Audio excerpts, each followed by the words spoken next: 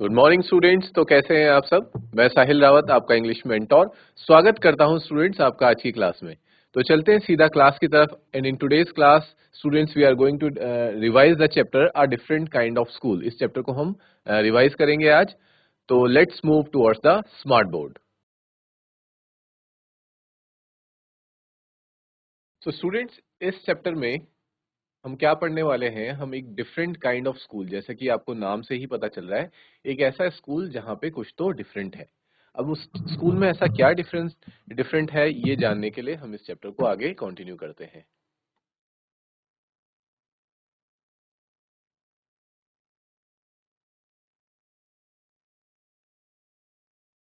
I had heard a great deal about Miss Beam School, but not till last week did the chance come to visit it. जो यहाँ पे author हैं students, इस story के author जो हैं वो कह रहे हैं कि मैंने मिस बीम के स्कूल के बारे में बहुत सारी बातें सुनी है। यानी कि हमें एक चीज तो पता चल गई कि जिस डिफरेंट काइंड ऑफ स्कूल के बारे में हम बात करने वाले हैं उसकी ओनर कौन है बच्चों?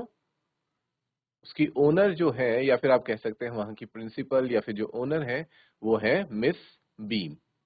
Is it clear?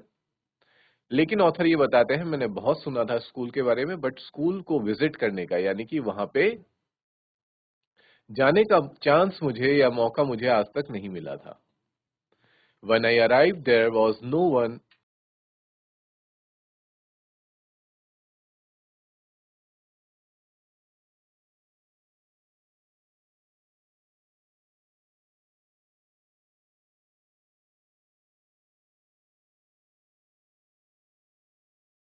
When I arrived, there was no one in sight but a girl of about 12. Her eyes were covered with a bandage, and she was being led carefully between the flower beds by a little boy, who was about 4 years younger. Author ये बताते हैं कि जब मुझे school में जाने का मौका मिला और जब मैं उस स्कूल में पहुंचा, तो मैंने वहां पे किसी को भी नहीं देखा। मतलब वहां मुझे कोई दिख नहीं रहा था। इन साइट का मतलब होता है बच्चों टू बी सीन, यानी कि मुझे कोई नजर नहीं आ रहा था। ठीक है? बट अ गर्ल, पर उन्हें एक लड़की दिखाई देती है जिसकी उम्र लगभग 12 साल की रही होगी। हर आईज वो कवर्ड विद बैंडेज। बैंडेज से उसकी आईज कवर्ड थी। बैंडेज यानी कि उसने एक तरह की पट्टी अपने आंखों पे लगा रखी थी। And she was being led carefully between the flower beds by little boy. और उसको कोई ले जा रहा था, एक लिटिल बॉय, एक छोटा लड़का उसे हाथ पकड़ के रास्ता दिखा रहा था। ठीक है? बिटवीन द फ्लावर बेड्स यानी कि चार अगल बगल में क्या थे बच्चों?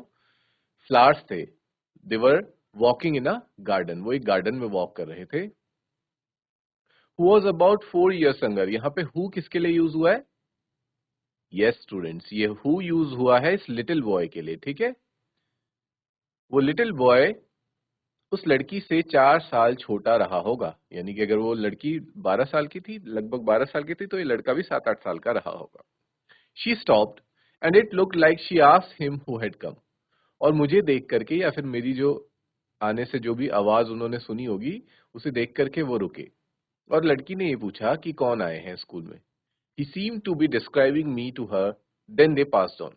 और फिर मुझे ऐसा प्रतीत हुआ कि उस छोटे लड़के ने उस लड़की को मेरे बारे में क्या करा? डिस्क्राइब किया, मतलब मेरे बारे में उसे बताया। अब डिस्क्राइब करना क्या हो जाता है बच्चों? पूरी तरह से आपके बारे में एक ब्यौरा देना।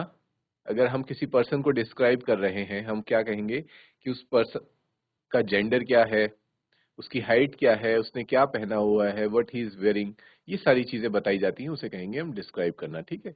तो लिटिल बॉय डिस्क्राइब करता है उस गर्ल को, और देन दे पास्ड ऑन, और फिर वो ये बात करके वहां से चले जाते हैं। पास्ड ऑन का मतलब गुजर जाते हैं बगल से।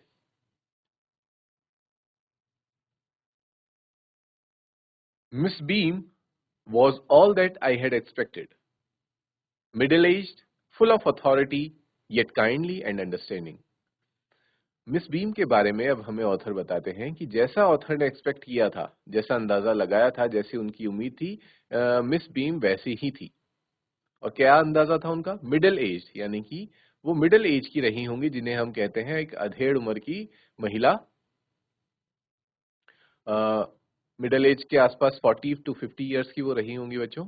Full of authority, full of authority हम कह सकते हैं कि यानी कि वो कैसी थी, अथॉरिटेरियन थी, यानी कि सब लोग उनके ऑर्डर्स को फॉलो किया करते थे, बिकॉज वो स्कूल की प्रिंसिपल भी थी, हेड ऑफ द स्कूल थी, तो सब उनको, उनके ऑर्डर्स को, उनकी अथॉरिटी को मानते थे। येट काइंडली, बट अथॉरिटी होने के बावजूद वो कैसी थी बच्चों, काइंडली थी। She was kind to everyone, वो सबके साथ अच्छा बिहेव करती थी, एंड अंडरस्टैंडिंग, और सबसे बड़ी बात है वो सबको समझती थी, सभी चीजों को समझती थी, सभी स्टूडेंट्स हो गए या फिर उनके स्कूल का जो भी स्टाफ है, वहां पे हर चीजों को वो समझती थी, सबकी परेशानियां। Her hair was beginning to turn grey, अब because she has reach the middle age, अब वो मिडिल एज की हो चुकी हैं, तो अब उनके बाल भी धीरे धीरे क्या हो रहे हैं, टर्निंग ग्रे। टर्निंग ग्रे का मतलब होता है स्टूडेंट्स की बाल उनके धीरे धीरे सफेद होने लग रहे हैं। She had the kind of plum figure that is likely to be comforting to a home sick child. वो कह रहे हैं कि उनका कैसा है, प्लम फिगर है। प्लम फिगर कह सकते हैं बच्चों प्लेजेंटली फेट, यानी कि बहुत ज्यादा मोटा भी नहीं लेकिन थोड़ा बहुत।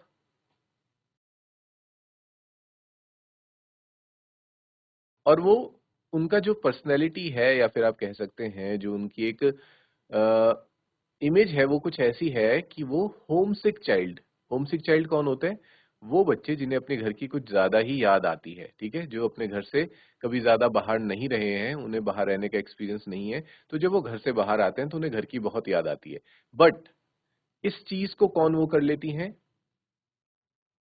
जो मिस बीम है, वो वहां एक तरह से कंफर्ट जोन बन जाती हैं या फिर एक कंफर्टिंग कॉर्नर बन जाती हैं उन बच्चों के लिए जिन्हें अपने घर की बहुत याद आती है। इससे हमें एक बात समझ आती है कि मिस बीम बच्चों से बहुत ज्यादा प्यार करती हैं, खासकर उन बच्चों को बहुत प्यार करती हैं, उनका ख्याल रखती हैं जो बच्चे अपने घर से पहली बार बाहर आए हैं, ठीक है, और वो उसे एज अ पेरेंट अपनी मदर की तरह भी क्या करते हैं, समझते हैं मिस बीम को। और मिस बीम भी उन्हें अपने बच्चों जैसा ही उनकी केयर करती हैं, उनसे प्यार करती हैं। I asked her some questions about her teaching methods, which I had heard were simple. फिर ऑथर बताते हैं कि मैंने मिस बीम से उनके टीचिंग मेथड्स के बारे में जानना चाहा, क्योंकि यही जानने तो जो ऑथर हैं वो इस स्कूल में आए हैं। उनका यहाँ आने का उद्देश्य क्या है, वो ये जान सकें कि स्कूल में ऐसा क्या डिफरेंट है जो बाकी स्कूलों में नहीं हो रहा। तो वो उनसे उनके टीचिंग मेथड्स के बारे में पूछते हैं, जानना चाहते हैं। Which I had heard word simple, और जो कि वो बताते कि बहुत ज्यादा डिफिकल्ट मेथड्स वो यूज नहीं करते, बहुत ही सिंपल मेथड्स यूज करते हैं पढ़ाने के। यहां तक आई होप सभी स्टूडेंट्स को क्लियर है।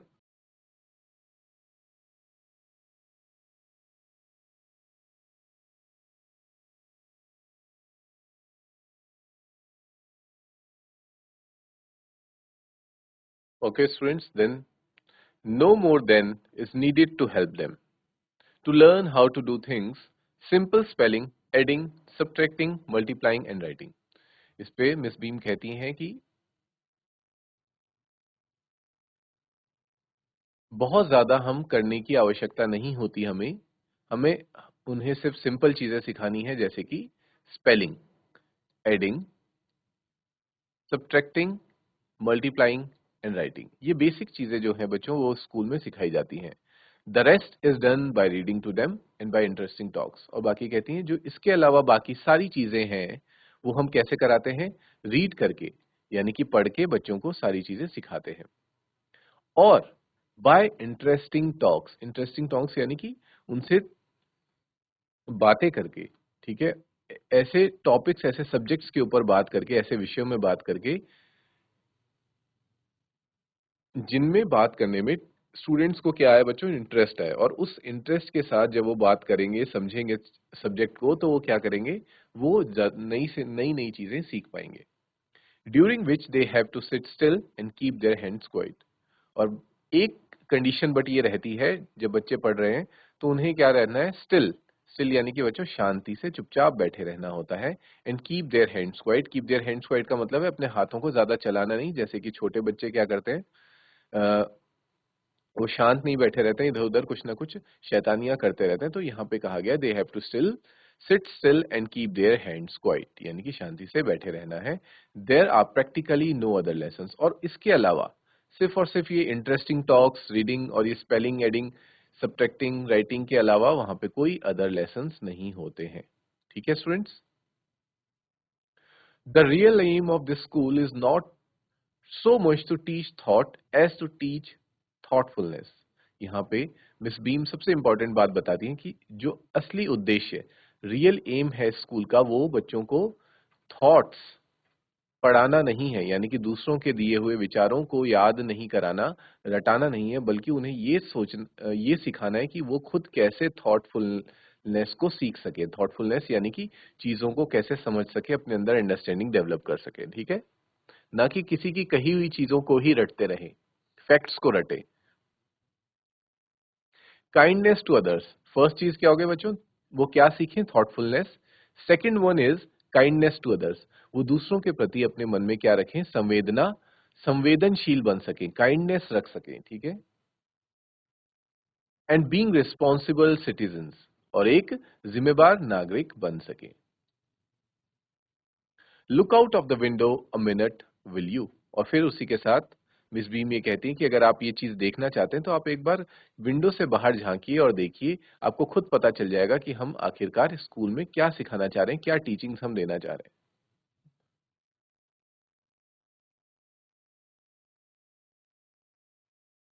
हैं। रिस्पॉन्सिबल सिटीजन से मतलब क्या होता है बच्चों? अवेयर ऑफ द ड्यूटीज, वो सिटीजन्स, वो नागरिक जो जिन्हें अपनी ड्यूटीज, जिन्हें अपना कर्तव्य बखूबी मालूम हो, कि उन्हें अपने कंट्री के लिए, अपने देश के लिए, अपने समाज के लिए, या फिर अपने जहां से भी वो बिलोंग करते हैं उस जगह के लिए क्या रिस्पॉन्सिबिलिटीज हैं उनकी, और क्या उनके फर्ज हैं, ड्यूटीज हैं, वो उन्हें निभानी है।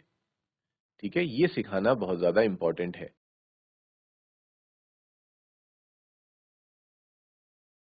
I went to the window which overlooked a large garden and a playground at the back. What do you see? Miss B asked. वो कहते हैं, ऑथर बताते हैं कि मैं विंडो के पास गया और मुझे सामने एक बहुत बड़ा गार्डन दिखाई दिया, जिसके पीछे एक बैकग्राउंड प्लेग्राउंड भी था। और फिर मुझसे मिस बीम पूछती हैं कि आपको क्या दिखाई दे रहा है, क्या देख पा रहे हैं आप? आई सी सम वेरी ब्यूटीफुल ग्राउंड्स, मुझे कुछ बहुत अच्छे मैदान दिखाई दे रहे हैं। I said, and a lot of jolly children, और उनमें बहुत सारे खुश बच्चे। जॉली चिल्ड्रन यानी कि बच्चे कैसे हैं? बहुत ज्यादा खुश हैं। ठीक है?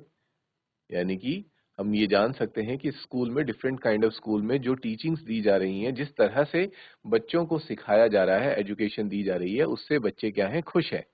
ठीक है? आप किसी की भी बच्चे के चेहरे में शिकन या फिर निराशा नहीं देख सकते। It pains me though to see that they are not also healthy and active looking, पर दुख मुझे इस बात का है कि ये बच्चे एक्टिव नहीं लग रहे हैं और हेल्दी नहीं लग रहे हैं। When I came in, I saw one poor little girl being led about. She has come trouble with her eyes. Now I can see two more with the same difficulty. And there is a girl with a crutch watching the others at play.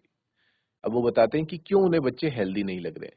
वो इसलिए क्योंकि जब वो school में enter ही किए थे तो उन्होंने क्या देखा था? एक लड़की को देखा था जो देख नहीं सकती थी, और उसे क्या किया जा रहा था? सहारा देके ले जाया जा रहा था।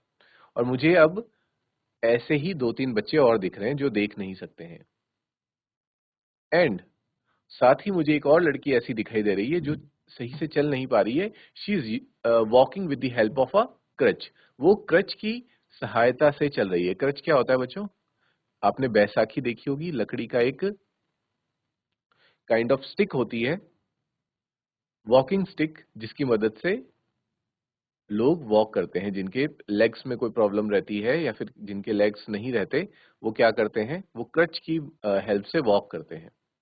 तो ऐसा हमें ऑथर बताते हैं कि यहाँ पे बच्चे हेल्दी नहीं लग रहे हैं, किसी कोई अच्छे से वॉक नहीं कर पा रहा है, कोई देख नहीं पा रहा है, तो they are not healthy and active children.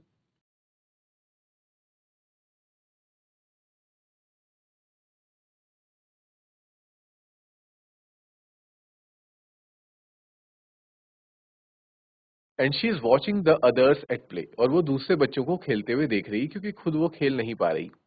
She seems to be a hopeless cripple, वो कैसी लग रही है? Hopeless cripple. क्रिपल कौन होते हैं बच्चों? जो लड़खड़ा के चल रहे होते हैं उन्हें हम क्रिपल कहेंगे।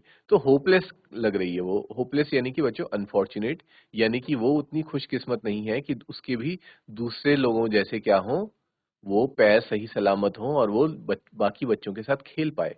ठीक है, उसे हम कहते हैं होपलेस, या फिर अनफॉर्चुनेट, या फिर विदाउट होप, यानी कि जिसके पास कोई उम्मीद नहीं बची है। ठीक है, तो उसके पास कोई उम्मीद नहीं है कि वो ऐसे खेल पाएगी बाकी बच्चों जैसे, इसलिए उसे क्या कहा गया है? होपलेस क्रिपल कहा गया है, या फिर अनफॉर्चुनेट कहा गया है, बदकिस्मत कहा गया है। Miss Beam laughed. Oh no, she said. She is not really lame. This is only her lame day. The others are not blind either. It is only their blind day. और ये author की ये सभी बातें सुन करके miss beam क्या करती है? हंसती है कि अरे आपको क्या लग रहा है कि वो चल नहीं पा रही है? लेम होता है बच्चों जिसे हम कहेंगे द लेम वो लोग होते हैं जो चल नहीं पाते हैं, जो बैसाखी की मदद से चलते हैं। ठीक है, जिन्हें हम नॉर्मल भाषा में क्या कहते हैं? लंगड़े भी कहते हैं, जो लोग लंगड़े होते हैं या फिर सही अपने पैरों पे सही से चल नहीं पाते हैं। ठीक है, तो वो कहती हैं कि वो लेम नहीं है, ये तो सिर्फ उसका क्या है? लेम डे है, इसलिए वो as a lame person act कर रही है, और बाकी भी ब्लाइंड नहीं है, वो उनका ब्लाइंड डे है। तो यहाँ पे थोड़ा सा हमारे जो ऑथर है वो कंफ्यूज हो जाते हैं कि ये ब्लाइंड डे और लेम डे क्या है। I must have looked very surprise for she laughed again. और फिर मैं बहुत ज्यादा सरप्राइज लग रहा था ये बातें सुनकर कि ब्लाइंड नहीं है उनका ब्लाइंड डे है, और लेम नहीं है लेम डे है, तो ये क्या मिस बीम कहना चाह रही है? और ये सुन देख करके मिस बीम और ज्यादा हंसने लगती हैं, क्योंकि मैं बहुत ज्यादा सरप्राइज फील हो रहा था। This is a very important part of our system to make our children appreciate and understand misfortune. We make them share in misfortune too. Each term, every child has one blind day, one lame day, one deaf day, one injured day, and one dumb day. During the blind day, their eyes are bandaged absolutely, and they are on their honor not to peep. The bandage is put on overnight so they wake up blind. This means that they need help with everything. Other children are given the duty of helping them and leading them about. They all learn so much this way, both the blind and the helpers. इस पे अब miss beam बताती हैं कि हमारे school में ये बहुत इम्पोर्टेंट पार्ट है हमारे सिस्टम का, किसका? एजुकेशन सिस्टम का, किस तरह से हम चीज़ों को सिखा रहे हैं। अभी बच्चों आपने ऊपर वाले पैराग्राफ में देखा था कि वो सिर्फ और सिर्फ एजुकेशन नहीं देते, बच्चों को काइंडनेस भी सिखाते हैं। और काइंडनेस सिखाने का तरीका ये है कि वो क्या करते हैं, उन्होंने इस तरह से डेज बना रखे हैं जहाँ पे बच्चों को हर सेमेस्टर में, हर टर्म में एक ब्लाइंड डे होता है जहाँ उन्हें as a blind person act करना होता है। डेफ डे होता है, यानी कि जब वो सुन नहीं सकते हैं, बहरे की तरह उन्हें एक्ट करना होता है। इंजर्ड डे जहाँ पे उन्हें चोटिल या फिर एक जख्मी व्यक्ति की तरह एक्ट करना होता है। एंड वन डम डे जहाँ पे वो जिस दिन वो बोल नहीं सकते हैं पूरा दिन।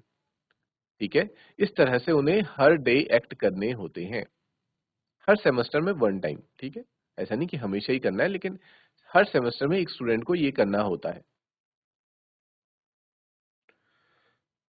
और ब्लाइंड डे के लिए बताया जा रहा है कि जिस दिन बच्चे का ब्लाइंड डे होता है उससे एक रात पहले ही उसको बैंडेज लगा दी जाती है, ताकि जब वो दूसरे दिन उठे तो वो एज अ ब्लाइंड पर्सन ही उठे।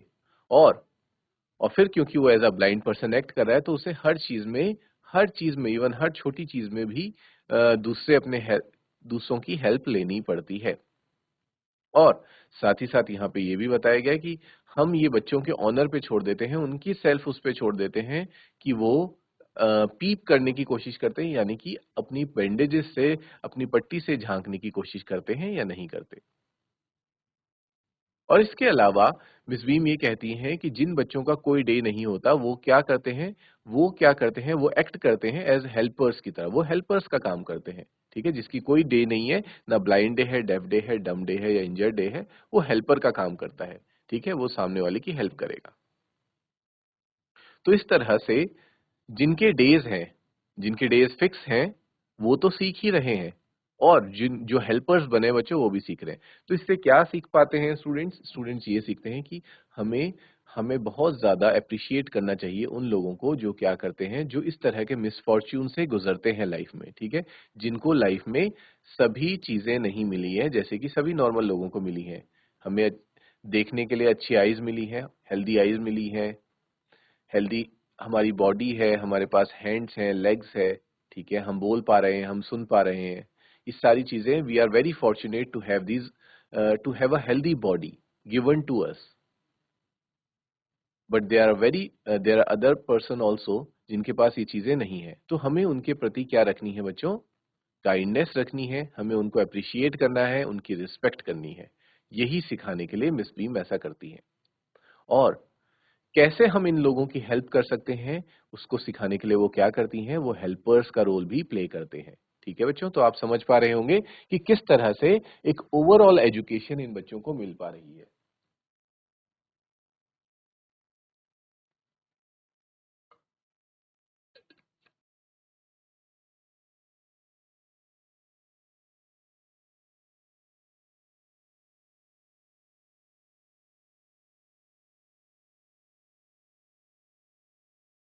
ओके स्टूडेंट्स, इसके बाद देखते हैं, there is no misery about it, Miss Beam continued. Everyone is very kind and it is really something of a game.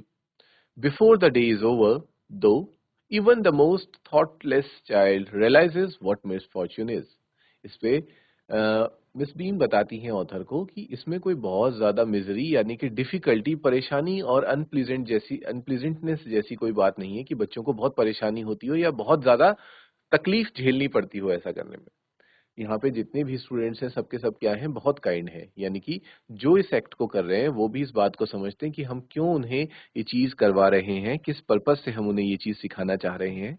और साथ ही साथ जो उनके हेल्पर्स होते हैं वो पूरा दिन उनके साथ रहते हैं और उनको अच्छे से हेल्प करते हैं ताकि उनको किसी भी तरह की डिफिकल्टीज फेस ना करनी पड़े। And it is really something of a game. और ये करने का जो हमारा प्रोसीजर होता है इसे हम एक खेल के माध्यम से, खेल के तरीके से करते हैं।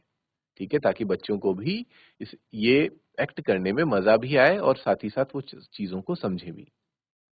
और वो बताती हैं कि दिन खत्म होने से पहले पहले जो क्लास का या स्कूल का जब सबसे थॉटलेस बच्चा भी होता है, थॉटलेस यानी कि जो केयरलेस स्टूडेंट होता है, जो चीजों पे ज्यादा ध्यान नहीं देता है, टीचर्स की बातों को नहीं सुनता है और लोगों की मिसफॉर्चून को भी नहीं समझता, वो बच्चा भी रियलाइज करने लग जाता है कि आखिर मिसफॉर्चून क्या होता है और वो इसे अप्रिशिएट करने लगते हैं। ठीक है, तो अच्छे से अच्छे शैतान बच्चे भी शाम होते होते जब वो इस एक्ट को प्ले करते हैं तो वो क्या करते हैं बच्चों, सारी चीजें समझ जाते हैं।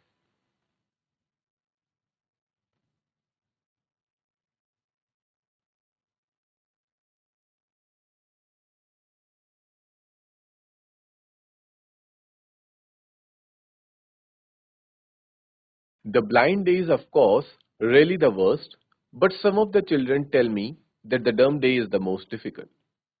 इस पे मिस बीम बताती हैं कि ब्लाइंड डे मैं मानती हूँ कि सबसे ज्यादा वर्स्ट है, वर्स्ट यानी कि सबसे ज्यादा इन सभी डेज में से सबसे ज्यादा थोड़ा खराब है। बट कुछ बच्चे मुझे ये भी बताते हैं कि डम डे सबसे डिफिकल्ट है। We can not bandage children's mouth, so they really have to exercise their will power. वो ये बताती हैं कि ऐसा इसलिए क्योंकि हम अगर ब्लाइंड डे वाले दिन तो हम क्या कर सकते हैं, बैंडेज लगा के बच्चों की आंखों को रोक सकते हैं कि वो ना देखें, लेकिन हम बच्चों के मुंह पे बैंडेज नहीं लगा सकते। इसलिए उनको खुद की इच्छा शक्ति का प्रयोग करना पड़ता है। They have to use their own will power, उन्हें अपनी ही विल पावर का यूज करके कोशिश करनी होती है कि वो उस दिन बात ना करें, अपने मुंह से कोई भी आवाज ना निकालें। और जो कि बच्चों के लिए, खासकर children's, for children it is the most difficult task कि वो बात ना करें। Come into the garden and see for yourself how the children feel about it. वो कहती हैं कि आप गार्डन में खुद जाइए, प्रवेश कीजिए गार्डन गार्डन में और अपने आप देखिए कि बच्चे कैसा महसूस कर रहे हैं। क्या उन्हें सच में अनप्लीजेंट फील हो रहा है या फिर वो इस चीज को एंजॉय कर रहे हैं। ऐसा मिस बीम कहती हैं।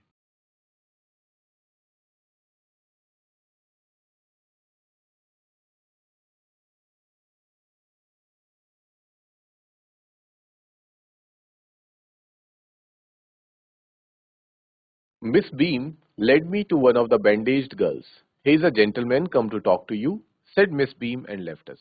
फिर मिस बीम क्या करती हैं, ऑथर को एक बैंडेज्ड गर्ल के पास ले जाती हैं, one of the bandage girls जितनी भी थी वहां पे उनमें से एक बैंडेज गर्ल के पास ले जाती हैं जिसने की आंखों में पट्टी पहनी थी।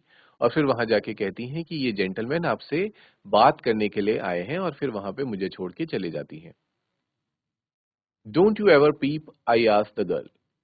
ऑथर लड़की से क्या पूछते हैं कि क्या तुम कभी झांकने की कोशिश नहीं करती? उस पे लड़की कहती है, oh no, she exclaimed, that would be cheating, but I had no idea it was so awful to be blind. You can not see a thing, you feel you are going to be hit by something every moment, it's such a relief just to sit down. इस पे वो कहती है कि नहीं, अगर देखूंगी तो वो फिर क्या हो जाएगा, वो तो एक चीटिंग हो जाएगी, लेकिन वो मैं नहीं करने वाली। बट हाँ, इतना मैं मानती हूँ कि जो ये ब्लाइंड डे है ये बहुत ही ज्यादा ऑफुल है, यानी कि बहुत बुरा है। ऑफुल मीन्स बैड, बहुत बुरा दिन होता है, क्योंकि आप कुछ भी देख नहीं सकते पूरा दिन, और आपको हर वक्त ये महसूस, ये एहसास हो रहा होता है कि अभी आप किसी चीज से क्या करने वाले हैं, हिट यानी कि टकराने वाले हैं। It's such a relief just to sit down. और जब हम बैठ जाते हैं तब जाके हमें थोड़ा सा रिलीफ महसूस होता है। क्यों महसूस होता है? क्योंकि तब हमें डर नहीं होता कि हम किसी चीज से टकरा सकते हैं। वरना जब तक हम चल रहे हैं, हमें हमारे दिमाग में ये कांस्टेंट फियर बना रहता है कि कहीं हम किसी चीज से टकरा ना जाए। Are your helpers kind to you, I asked. इस पे ऑथर पूछते हैं कि जो तुम्हारे हेल्पर हैं, जो तुम्हें हेल्प करते हैं देखने में, चलने में, क्या वो तुम्हारे साथ काइंड हैं? The girl says fairly, but they are not as careful as I shall be when it is my turn. Those that have been blind already are the best helpers. It's perfectly ghastly not to see. I wish you would try.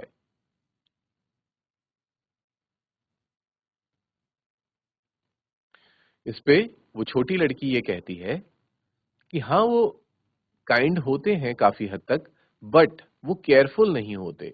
ठीक है, यानी कि उन्हें इतना नहीं पता होता कि हमें कितना केयरफुल रहना है एक ब्लाइंड पर्सन के साथ।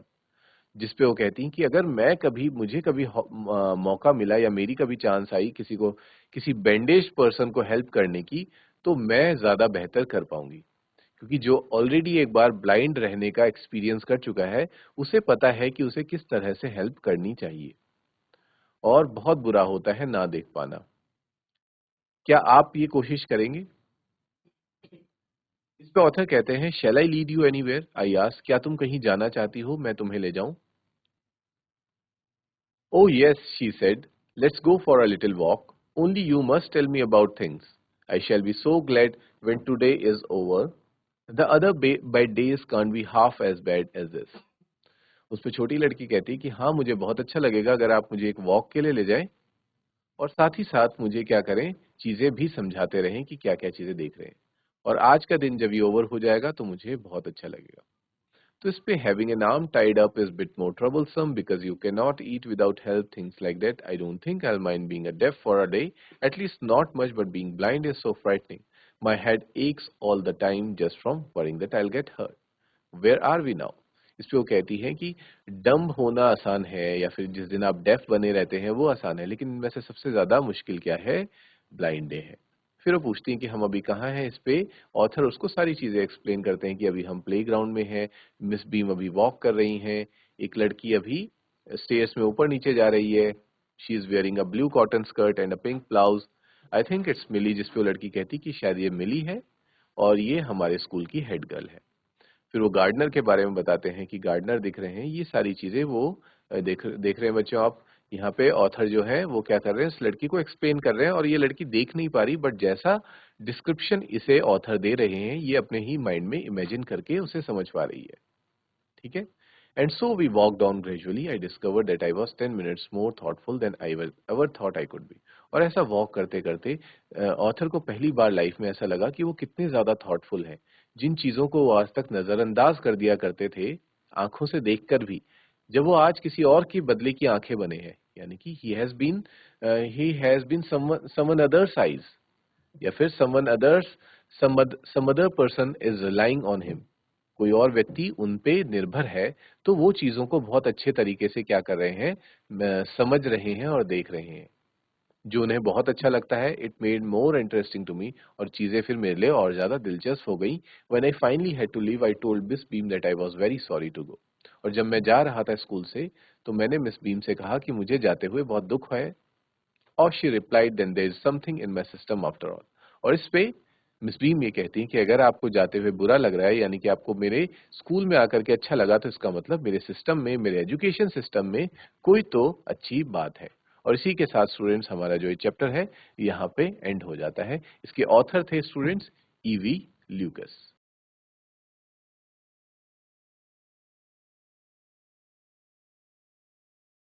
So students, in today's class we revise the chapter A Different Kind of School. ठीक है, तो आज के क्लास में हमने इस चैप्टर को रिवाइज किया। Now we will meet in other class in that class we will revise some other topic. Till then students, take care, have a good day and thank you.